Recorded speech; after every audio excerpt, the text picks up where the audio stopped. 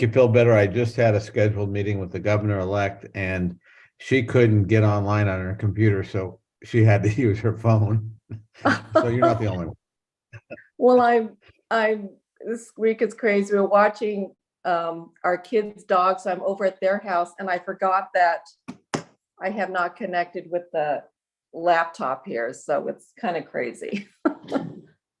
Oh, it'll work. It'll work, you bet. Yeah.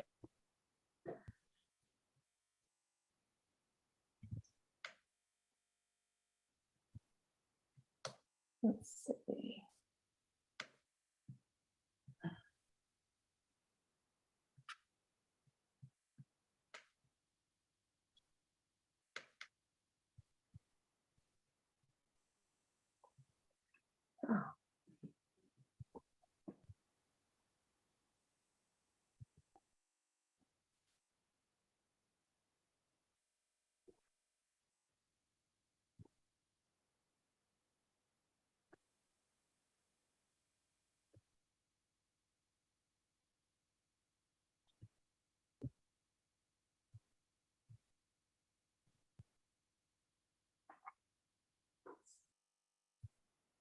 All right, I can confirm we have 6 out of the 7 board members present. And we are 1 minute away from our meeting beginning. Great. Chandra is with us. Yep, I'm here. Hey, Chandra. Sorry about that. Got it a little close today. Right on time. Come on.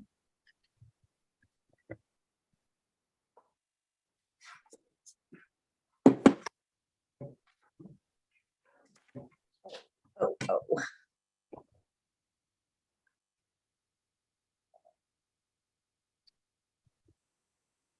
Okay, Hillary, I think we are ready to go. Does that seem right to you?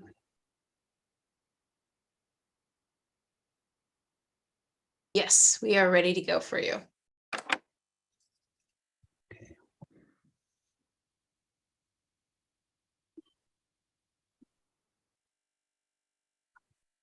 Hillary, I don't know how to use any of the volume stuff. So if a plane goes by or a dog barks, I apologize ahead of time because I'm not sure how that's all going to work on a phone. Okay, thanks. Okay, welcome. Welcome everyone to the Monday, December 19th Board of Forestry virtual special meeting. For the record, I'm Jim Kelly, Chair of the State Board of Forestry. Today, we are live streaming this event on YouTube, and all participants are joining this meeting virtually. To ensure our viewers online can follow along with our proceedings, I'll go over some meeting tips. Everyone participating, please silence your cell phones and try to limit any background noises for the duration of the meeting. Remember to mute yourself when you are not speaking and disable your video when not presenting or part of the discussion. For the record, we ask all board members, department staff, and guests to state their names for those listening online. If you experience online technical issues, use the chat function on Zoom to connect with our ODF host during this meeting. For those viewing or participating in this meeting, I'll remind everyone of our general order of operations. There is one decision item in front of the board for item 1, private forest accord, proposed draft aquatic habitat conservation plan submission. After this item is introduced, I'll invite the presenters to begin. For board members, if you have clarifying questions, please use the raise hand function and I will call on you. After the presentation, we will proceed with the public testimony portion and then open the floor for board discussion, where we will seek a motion and a vote. Those who submitted written testimony leading up to this meeting date will be entered into the record and become part of our board's meeting minutes. We scheduled this special meeting to be presented the proposed draft aquatic habitat conservation plan for the private forest accord. And as you may remember, the Oregon legislature directed the board and department through Senate Bill 1501 to develop a proposed draft of the HCP and submit it to federal services on or before December 31st, 2022. I will do my best to keep us on time and on point during our discussion. So let's move on to the roll call. Board members, please unmute yourself as I call out your name to confirm your attendance and quorum for today's decision item. When I call on you, please state your attendance as present by video. Liz Akpawa, Present by video. Carla Chambers, Present by video. Ken Doimling, Present by video. Chandra Ferrari, Present by video. Joe Justice is absent, Brenda McComb, Present by video. and I, Jim Kelly, am present by video. Before I hand it over to the department for the presentation, I'll ask if board members or department leadership have any questions at this point or comments. Okay, if nothing further, Mr. Barnard, are you ready to proceed? Yes. Good afternoon, Chair Kelly, members of the board, State Forester Mukomoto. I'm Josh Bernard, Forest Resources Division Chief. The purpose of this agenda item is to seek Board of Forestry approval to submit a draft of the proposed private forest accord habitat conservation plan to the services. Before we jump in, I wanted to give some quick background. In February 2020, conservation and forest industry groups offered to revise the Forest Practices Act and administrative rules through a memorandum of understanding to include mediated discussions known as the Private Forest Accord. In June 2020, the legislature adopted Senate Bill 1602, which increased helicopter spray buffers, directed rulemaking for salmon, steelhead, and bull trout streams in the Siskiyou region, and set communication laws for spraying pesticides by helicopter. The bill set the accord timeline and topics for making changes to the Forest Practices Act and rules, which the board could apply for a programmatic habitat conservation plan, or HCP. The accord concluded in late 2021. In March 2022, the legislature adopted the accord recommendations through Senate Bills 1501 and 1502 and House Bill 4055. Senate Bill 1501 modified existing Forest Practices Act statutes, directed rulemaking, and incorporated by reference the Private Forest Accord report. The Private Forest Accord report further detailed the recommended changes to be made to the Forest Practices Act. Senate Bill 1501 also provided the direction for the board to develop a habitat conservation plan that is consistent with the Private Forest Accord agreements. The bill indicated the HCP should be developed in close coordination with the authors of the Private Forest Accord report. And most importantly, the bill directed the board to submit a draft proposed HCP to the services by December 31st of this year. We've worked closely with the Private Forest Accord report authors in preparing the proposed draft. We are meeting with you today to present the draft proposed habitat conservation plan and to receive direction to submit the draft to the services on the board's behalf. Today, Jennifer Weichel, who has coordinated the habitat conservation plan development, will provide an overview and status of the document. We'll also cover next steps and then have time to answer questions.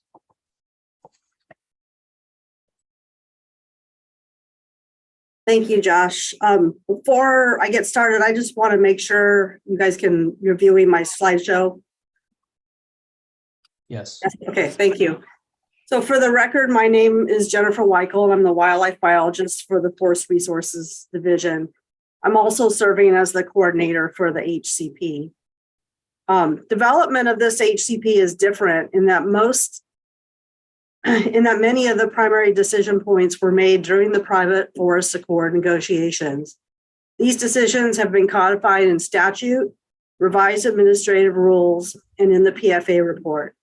The revised statutes and rules form the basis for the conservation measures for this HCP. The conservation measures describe the action and regulatory changes that will provide benefits to the covered species. Much of the HCP development work being done is to document and describe the changes being made in the format that's appropriate for an HCP, and to quantify and describe the anticipated benefits and impacts, if any, of the new regulatory requirements on the covered species. Lastly, work is being done to ensure that the HCP is developed in a manner to meet the regulatory requirements of the services, that being the National Marine Fisheries Service and the U.S. Fish and Wildlife Service, who are the entities that have authority over the Federal Endangered Species Act. So for this HCP, ODF will be the applicant for the incidental take permits, and the services are the ultimate decision makers that will determine if the ITPs will be issued. This HCP is a programmatic HCP. So what does this mean? The services will issue the incidental take permits directly to Department of Forestry. ODF will hold the incidental take permits, and it's through the regulatory framework of the Forest Practices Act that the regulatory assurances given by the incidental take permits are effectively passed down to the covered landowners. The landowners will receive assurances under the federal ESA through compliance with the Forest Practices Act regulations. So what is the purpose of the HCP? The ultimate goal of the HCP is to obtain the incidental take permits. The take permits will allow for legal incidental take to occur under the ESA. The ITPs will provide take coverage for the threatened and endangered covered species, as well as for the non-listed covered species, should they become listed during the permit term. The ITPs will apply when landowners are implementing the covered activities, which are most forestry activities covered under the Forest Practices Act. And the ITPs will apply to the covered landowners within the permit area. And I'm going to talk about some of this just in a minute here. So here's the list of the covered species in the HCP. You'll notice that only aquatic species are included. This is an aquatic HCP only. Most are salmonids. However, there are a few species of other fish and also 5 species of stream amphibians. The incidental take coverage will be for 50 years for fish and for 25 years for the amphibians. So the plan area for the HCP is the state of Oregon. This figure shows all forest lands in the state of Oregon. The permit area will be those will include lands owned by the covered landowners within the state. The permit area will include all forest lands owned privately or by local governments, and also tribal lands for any of the recognized tribes in Oregon that choose to opt in to the HCP. So I just want to take a minute to talk about the tribal portion of this. Senate Bill 1501 allows for tribes to opt into the HCP if they choose to do so. For background, we have 9 federally recognized tribes scattered throughout Oregon, many of which are confederations of multiple tribes. We recognize the tribes as sovereign nations, and as such, ODF is initiating government-to-government communications regarding their option to opt into the HCP. We're still working on the process by which tribes would opt in. We have a contractor hired and on board who is leading the development of the HCP. We have also formed a steering committee to provide high-level input on the HCP as it's being developed. The steering committee members include the private forest accord authors, including representatives from both the working forests and the conservation coalitions, as well as small woodland owners, as well as a small woodland owner representative. We have ODF forest resource staff on the committee, including both technical experts from our Salem office, as well as stewardship foresters from both the east and west side regions. We have representation from our sister state agencies, Oregon Department of Fish and Wildlife and Oregon Department of Environmental Quality. And lastly, we have representation from the 2 federal agencies, National Marine Fisheries Service and U.S. Fish and Wildlife Service. So you have the proposed draft HCP in your board packets. This is the document that will be submitted to the service to meet the legislative mandate.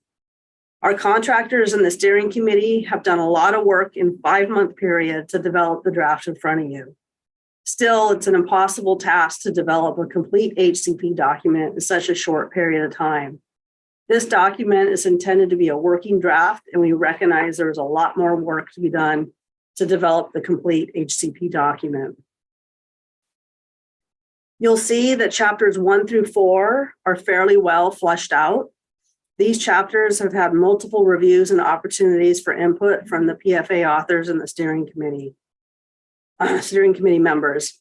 However, we recognize there is still more work needed to finalize these chapters. You'll also notice that chapters 5 through 10 are not yet fully developed.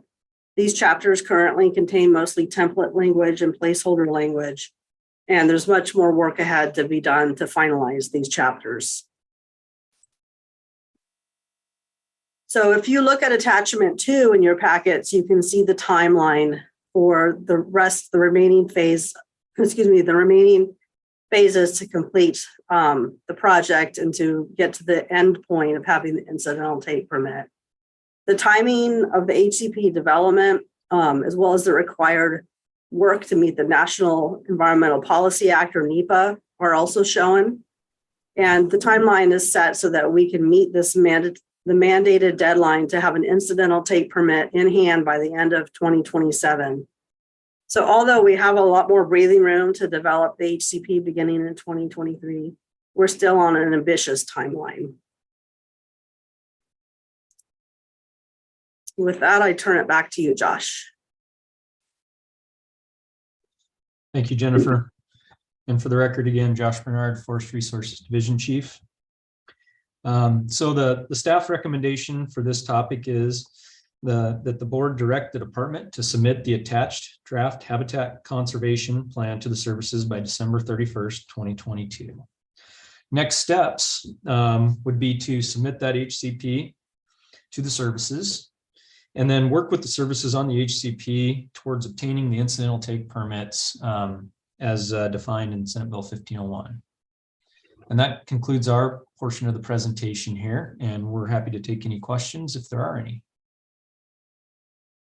Yeah, board members, any questions or comments at this point? Chair Kelly, this is Liz. I do have a question. Go right ahead. Okay, for Jennifer, you said there's an opportunity for the tribes to opt in at a later point.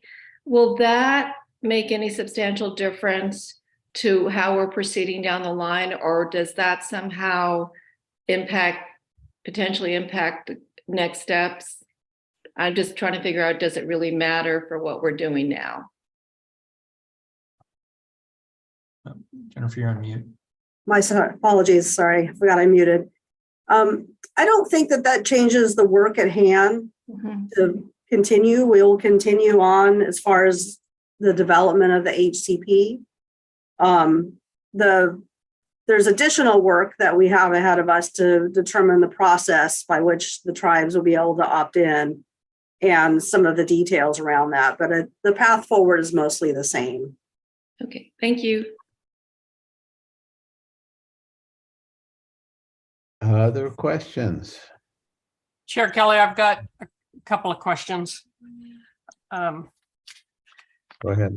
Josh, can you remind us, over the life of the 25 and 50 year time frame, about how many acres on private lands, or what percentage of acres do you expect this to impact?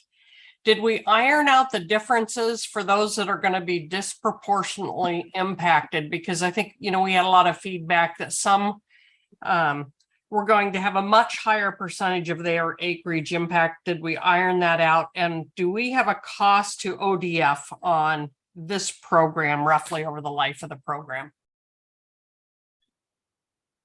So maybe I'll start in reverse order here in terms of the questions that were asked. So relative to the cost for the program, I guess the way I would answer that question, Carla, is that we submitted, in terms of the cost to implement, what will it take us as an agency to implement this? We worked through that through the legislative session last session. And so we have secured the positions and the funding, except for the one policy option package moving forward this year to support the adaptive management committee and the SFISH program, or Small Forest Landowner Investment in Stream Habitat program. And so those are that's the additional ask going down to the, or at least been a part of the agency request budget at this point. And so that would be the cost to secure what we need to implement it. Regarding the disproportionate impact question, there is a clause in the rules that were approved in October that provide for direction to the department to determine what the process is and what those measures might be for landowners. So that's still an ongoing discussion, but it is incorporated as part of that original single rule package that we passed. As far as the amount of acres that will be taken out of, or acres that would be encumbered here, we have not calculated that. That was actually exempted from this process by Senate Bill 1501. Normally, we would be required to conduct a impact statement for the rulemaking process, but we did not need to do that based on the direction in Senate Bill 1501 for this. So we did not calculate those acreages for this process. So follow up. Yeah, at some point when that is calculated, I was not thinking about the cost of administering the program, but the reduction in income associated with, harvest tax income. So anyway, maybe that's not holding up my decision here today, but I would like to know what we project those costs to be over the life of this program on those two fronts. Thank you. Following up on Carla's question, isn't it likely once we've got this investment to get this HCP, one of the big reasons to do it is to have certainty and to reduce the likelihood of future lawsuits. So would you agree that it makes sense that once that we have this HCP, that it'll probably be generally, I guess, really hard to measure, but actually some savings to the state? I think it's the habitat conservation plan really has benefits that both parties to the accords were interested in, both from a timber management standpoint and from conservation of species standpoint. In my mind, what we see here is there's more certainty for all sides of the equation with the habitat conservation plan going forward. So I think there's benefits to all those that were interested as part of this agreement. Got it. Brenda, you have a question? Yes, thank you, Jim. Josh and Jennifer, thanks for the presentation. A question about engagement. I noticed in the report that you provided that I think it was municipal lands are to be added to be covered by this. Maybe there was another land allocation group too, I don't recall. And then also the tribes. On slide 16 of your presentation, you described the steering committee formed to provide input on HCP. It included the PFA authors, forest ODF staff, state agencies, federal agencies, but I saw no mention of tribal representation, and I saw no mention of municipal organizations or others who would be covered by this incidental take permit. Is there a plan to engage with those groups in the future? So on the regarding the tribal portion of this, Brenda, we're in the process of engaging with the tribes to determine who may be interested in opting in to the habitat conservation plan. Those conversations are still unfolding as we engage with various tribes. Well, yeah, thanks, Josh, but that's not quite what I was asking. So you have a steering committee formed to provide input on the HCP. And you have landowners who are like municipal landowners, county forests and whatnot, who are not represented on the steering committee. And if you have an expectation of tribes opting in, wouldn't they be more likely to opt in if they had a voice on the steering committee? Yeah, and I believe if the tribes were to choose to opt in, that we would certainly add them as we begin to engage with them on this topic. Well, but they wouldn't know how they choosing to opt in without knowing what it is that they're opting into is kind of a conundrum, I would think. Anyway, I think maybe some more thought needs to be given to the structure of the steering committee. All right, appreciate that comment. And just on the other front, we have been doing, we've had several outreach sessions, and then, trying to explain what the Accord does contain and what's in the habitat conservation plan. But do note your comment on their incorporation into the steering committee. Thank you. Okay, other board member questions, comments at this point? Not hearing any. Let's move on to public comment. Thank you to those who signed up to provide testimony to the board today. We ask that everyone in the queue not exceed their allotted time of 3 minutes. I ask that before you start, you state your full name and associated affiliation if you are representing a group or an organization. A timer will be provided to track your time, and each commenter will be called on to begin. Hillary, are we ready to engage with public comment? Yes, Chair Kelly, we are ready to begin, and we have 4 ready in the queue. Great. Okay. Thank you, everyone, for joining us for item 1 for our special meeting today. To ensure we stay on track, I will call on you to begin your testimony in a specific order. So please be prepared to engage when you're prompted. When you begin, a timer will be displayed for 3 minutes. When you see that timer run out, we do ask that you provide a closing statement. So the order will be today: Casey Kula, David Betchel, Stacy Detweiler, Jen Haymaker, and please correct any of my enunciation. So first up, Casey. All right, thank you. For the record, my name is Casey Kula. I'm the State Forest Policy Coordinator for Oregon Wild. And I will say, Chair Kelly and members of the board, thank you for your dedication to healthy forests and thriving communities and the continued existence of Oregon's struggling fish. So thank you in advance for moving the Private Forest Accord draft habitat conservation plan for aquatic species forward to the services.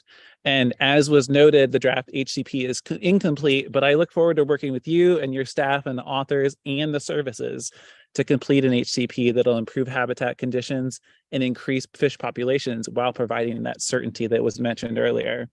And I want to take a moment to thank staff from Jennifer Weigel to Nick Henneman to, I'm going to forget everybody. It's clear that your team understands the mandate of the Private Forest Accord and understand that it needs to be completed based upon the authors and the legislators' intent. I've seen responsiveness and timeliness over and over again. And as we move the HCP to its final form, I pledge to work with your staff to implement the PFA while meeting the requirements of the services. So one crucial aspect of the HCP that needs additional work is the biological goals and objectives. And as you know, the BGOs, as they're called, need to be specific, measurable, achievable, results-oriented, and time-fixed. And they also need to address changing conditions due to climate change. And I look forward to working with you and your staff in the industry to write BGOs that reflect this, so we can all be held accountable for the persistence of fish. A second section that needs to be fleshed out for the final HCP is the post-disturbance logging. As I understand the process, it'll need to go through an updated rulemaking, and I'm eager to serve on a rules advisory committee when you initiate that process, because in a hotter and drier Oregon, we're likely going to see more disturbance from wildfire to post-fire landslides, and those updated rules will be a key component of the HCP. So finally, as the State Forest Policy Coordinator for Oregon Wild, I'll be serving as the interim member of the Adaptive Management Program Committee, which is mentioned in the HCP and in the PFA. And I look forward to working with a full roster of committee members and the ODF to develop a science agenda and make recommendations to you on forest practices that meet those crucial BGOs, the biological goals and objectives. So in summary, thank you for moving this process forward, and I look forward to working with you, and I really appreciate all of your hard work.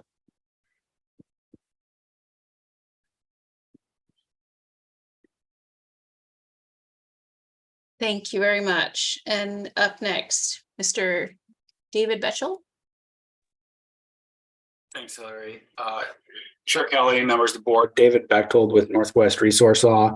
I'm here today for Oregon Forest Industries Council. I've spoken to a number of these before. I was the legal counsel that was brought in all the way back in 2020 to help the forest sector get through the private forest accord and really create something that's lasting and meaningful for everybody. And so, kind of looking back at it, we're about to start our 4th year of this, but I think, 2022 in the rearview mirror is probably our biggest year. We finalized the PFA report that was released earlier this spring. We got through creating the legislation to move this forward, and we just finished the rulemaking. And now we're on to the draft HCP. And as Jennifer Weichel said in her comments, sort of an impossible task on that timeline, and particularly an impossible task for your staff while they were interpreting legislation, they were working through rulemaking. I think Stacy is up after me. She will be able to confirm that we spent many, many days, meeting after meeting, jumping from one complex topic to the next one. I just want to commend your staff on doing that with us. And now as we move into 2023, kind of deja vu, we get to take what occurred in the PFA, what occurred in the rulemaking, and transform it into the legal document, which is the HCP. And so we look forward to doing that. We commend Jennifer and her team on getting it to the place where it is now. There is still a lot of work to be done. It needs to be buttoned up. But if there's one thing I'm confident of is that we can do it in pretty quick order. The foundation, the house has been built, and we just need to take that, put it down on paper, and finalize it with the services. And I look forward to doing that over the course of the next year and then pushing it through the NEPA process. So I would encourage you guys to follow the staff's recommendation. I really appreciate everything you've done this year. And I hope as you sit around the holiday table, you can look back at 2022 as a big year for all of us. Thank you.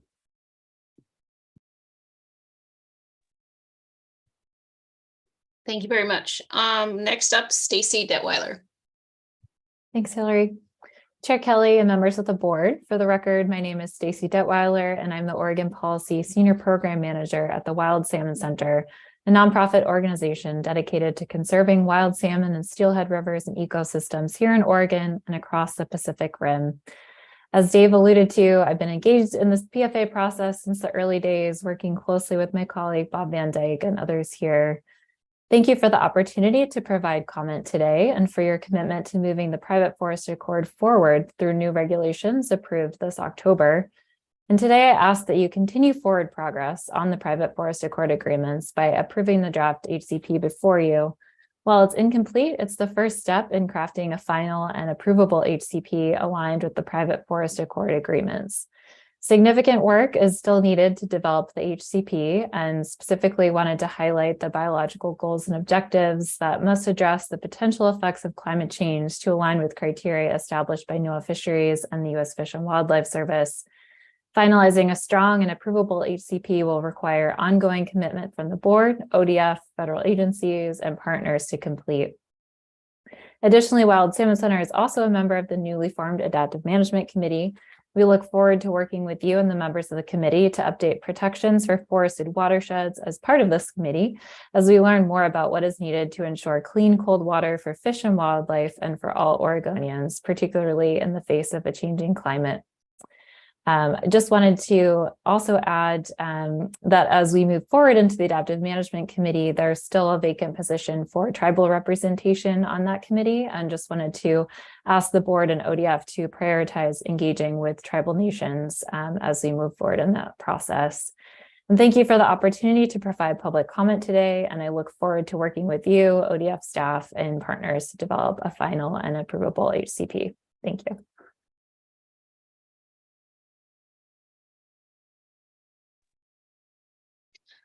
Last up for today is Jennifer Haymaker. All right, can you hear me? Loud and clear. Okay. My name is Jen Hamaker. I sit on the board of Oregon Natural Resource Industries, and we oppose the PFA. The National Marine Fisheries Services has released a 5-year status review for the threatened coho along the Oregon coast and inland.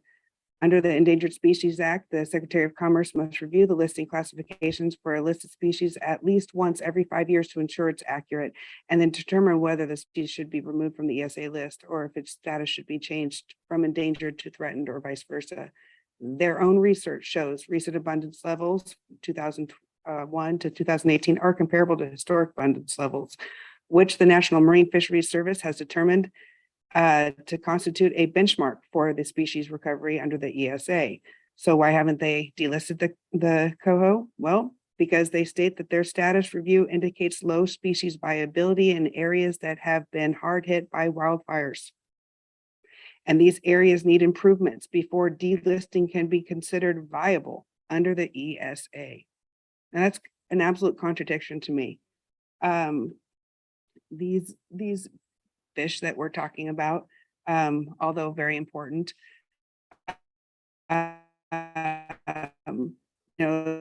it's very concerning that you're going to be putting more delist them is because they're in high risk wildfire areas. This is a self-licking ice cream cone to me. This just perpetuates the same results. We've been receiving many phone calls from small tract business owners, timberland owners, and they are very concerned. I just recently got off the phone with a fellow. He's going to be losing a third of his investment, a third of his timberland, and not reaping any of the tax credit benefit. These are concerns. I talked to 2 people last week that are that are very concerned about this also. We need to take these into account. This PFA does not take this into account. It is very lopsided.